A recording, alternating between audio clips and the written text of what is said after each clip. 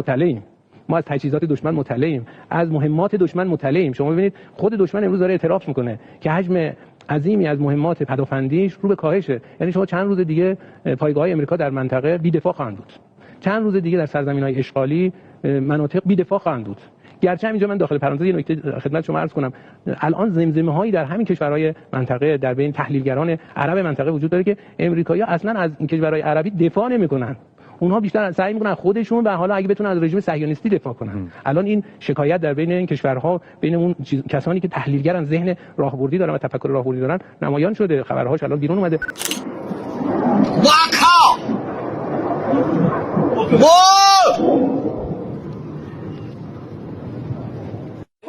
هذا الميناء مصور من جهة السيلان.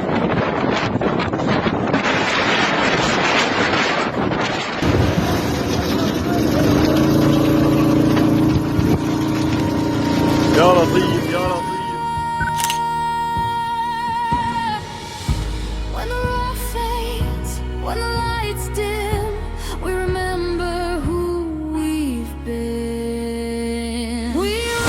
Ketegangan politik dan militer di kawasan Teluk kembali mencapai titik didih. Amerika Serikat di bawah kepemimpinan Presiden Donald Trump kini menghadapi tekanan hebat setelah serangkaian pangkalan militer dan aset strategis mereka dihantam serangan balasan dari Korps Garda Revolusi Islam Iran atau IRGC. Konflik yang kian memanas ini tidak hanya mempermalukan posisi geopolitik AS, tetapi juga memicu ketakutan besar bagi Israel. Bahkan baru-baru ini, Perdana Menteri Israel Benjamin Netanyahu berada di Amerika dengan bertemu sejumlah petinggi Amerika dan juga Presiden Ukraina Zelensky. Dan seperti yang sudah-sudah, jika Netanyahu dan Trump sudah bertemu dan berunding, akan ada serangan besar ke wilayah Iran dalam waktu dekat. Tapi sekali lagi, Iran tak gentar sama sekali. Bahkan mereka siap untuk perang total jika wilayah mereka kembali diserang oleh Amerika maupun Israel. Bahkan target mereka bukan hanya kedua negara tersebut, tapi juga negara-negara yang punya hubungan langsung dengan Israel dan Amerika. Seperti contohnya Ukraina yang kini resmi jadi target Iran setelah menyerang kapal mereka. Seperti yang sudah dijelaskan oleh juru bicara Markas Besar Khatam Al-Anbiya, negara manapun yang menerima dana dari aset Iran tidak akan diizinkan melintas melalui Selat Hormuz.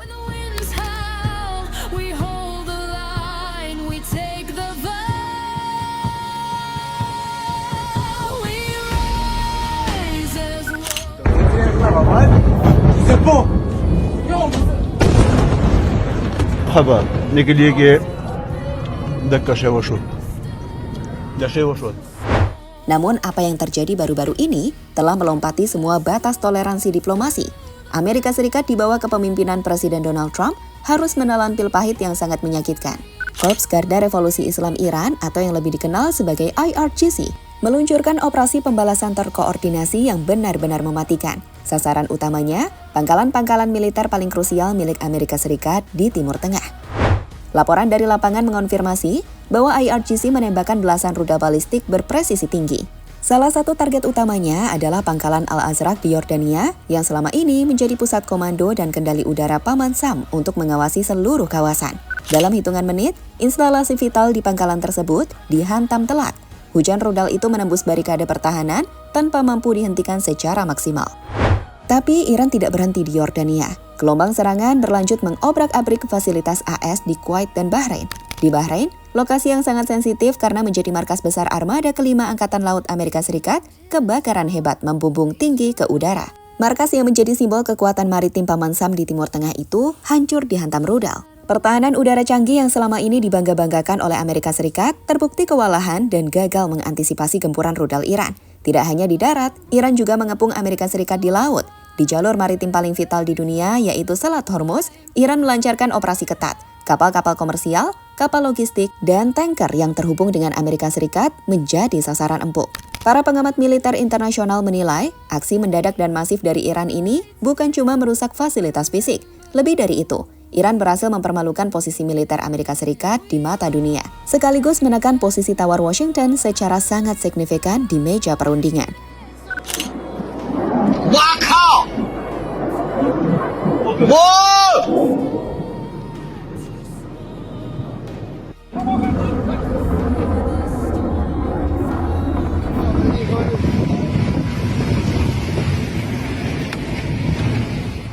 Lebih Lebih lanjut, di saat Amerika Serikat masih sibuk menghitung jumlah kerugian dan merapikan puing-puing pangkalannya yang hancur, pertanyaannya adalah, apakah Iran merasa cemas akan balasan yang lebih kejam dari Amerika Serikat? Jawabannya sama sekali tidak. Sikap yang ditunjukkan oleh Teheran justru makin agresif dan berani. Mereka secara terbuka menyatakan sikap menghadapi skenario perang total jika wilayah kedaulatan mereka kembali disentuh oleh Amerika Serikat maupun Israel. Bahkan, peta permusuhan Iran kini melebar. Target Iran bukan lagi cuma Washington dan Tel Aviv. Negara manapun yang dianggap bermain mata, membantu, atau memiliki hubungan langsung dengan kejahatan militer AS dan Israel, otomatis dimasukkan ke dalam daftar target tembak Iran. Salah satu negara yang mendadak masuk dalam pusaran konflik ini adalah Ukraina. Mengapa Ukraina? Sebab Teheran mencatat ada keterlibatan dan aksi penyerangan terhadap kapal-kapal aset milik Iran yang melibatkan pihak-pihak yang terkait dengan Kiev. Ditambah dengan pertemuannya dengan Netanyahu di Washington, membuat Iran makin yakin kalau Ukraina kini jadi target sah rudal-rudal mereka. Dari pesan tegas ini disampaikan langsung tanpa keraguan oleh juru bicara Markas Besar Khatam Al-Anbiya. Dengan nada tanpa kompromi, ia menegaskan sebuah aturan baru di Selat Hormuz. Negara manapun yang menerima dana dari aset Iran atau ikut campur dalam aksi permusuhan ini tidak akan pernah diizinkan melintas melalui Selat Hormuz. Bismillahirrahmanirrahim.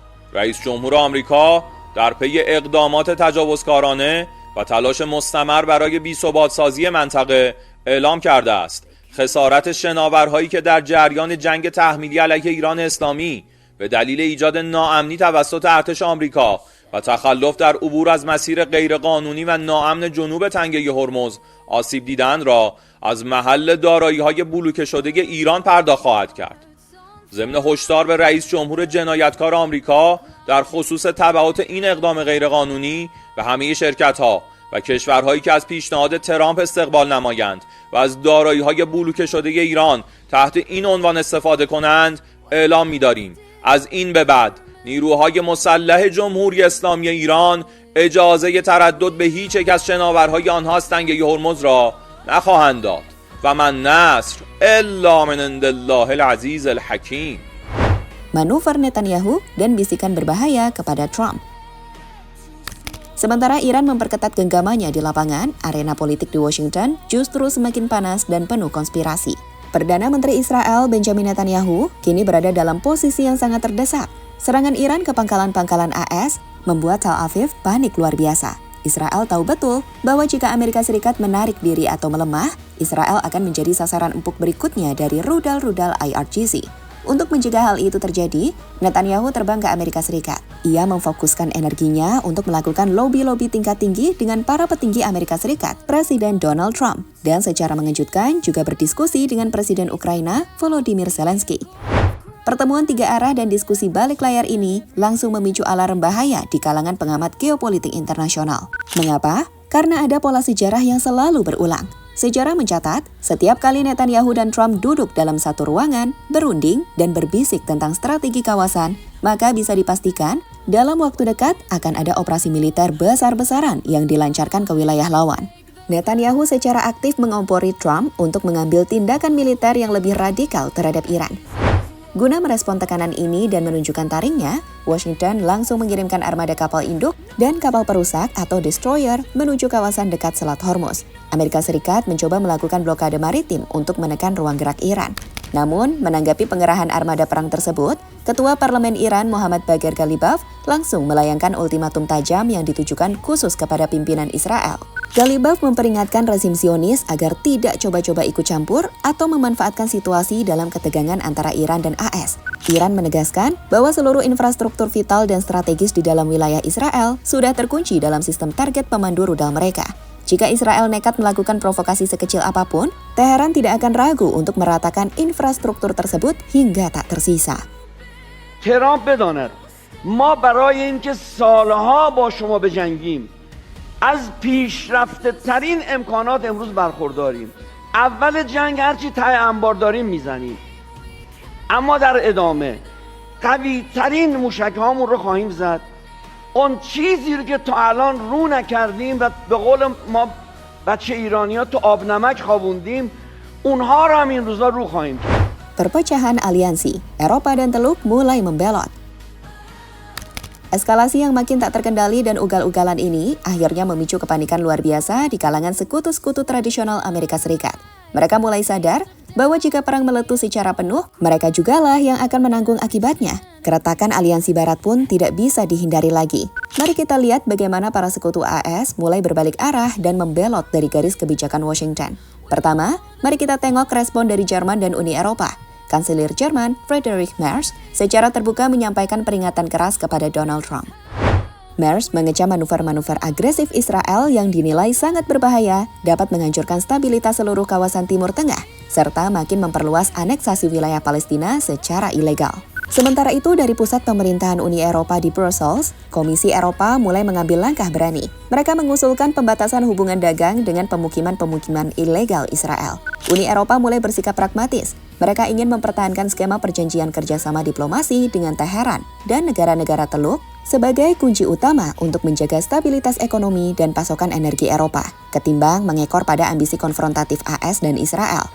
Kedua, dan yang tak kalah mengejutkan adalah sikap dari negara-negara Teluk, khususnya Qatar. Sebagai salah satu sekutu utama Amerika Serikat di kawasan Teluk yang menampung fasilitas militer AS, Qatar berada di posisi yang sangat sensitif. Namun melihat dampak kehancuran yang sudah di depan mata, Qatar mulai mengambil jarak secara tegas dari kebijakan konfrontatif Paman Sam dan Israel. Pemerintah Qatar menilai bahwa tindakan AS dan Israel sangat merugikan stabilitas ekonomi serta keamanan kawasan Teluk secara keseluruhan.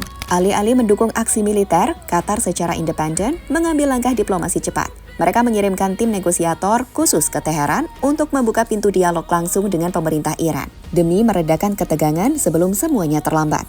Langkah Qatar ini menjadi bukti sah bahwa Amerika Serikat mulai kehilangan pengaruh dominannya di tanah Arab. Sekutu-sekutu dekatnya kini lebih memilih jalur diplomasi mandiri demi menyelamatkan diri mereka sendiri.